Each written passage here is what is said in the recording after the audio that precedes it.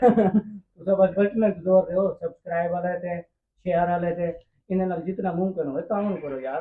एक कालू वाली वीडियो मैंने बनाई थी।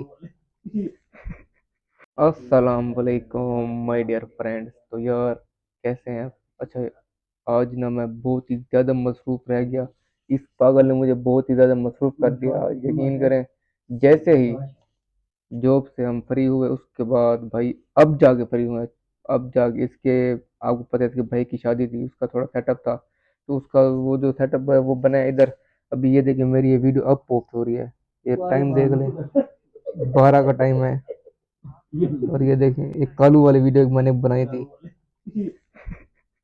ये वो पोस्ट हो रही है। और ये देखिए, ये बड़ी फिल्म है यार।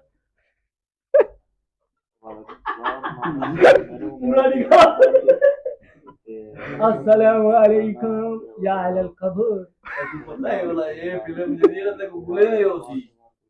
क्या हाल है मर्दा? ठीक हो? तबीयत ठीक है? खैर खैरियत है? पर जवान सारे को ना लाइक करे तो ना सब्सक्राइब करे तो पता करे नहीं क्या हो ना दे तो कोई तावन करो तू सही। ये मैं अलावा सारा कोई तू ही कितना अला आ गया यार, मैं बोल बोल के थक गया हूँ, अब आप ही बोल दो।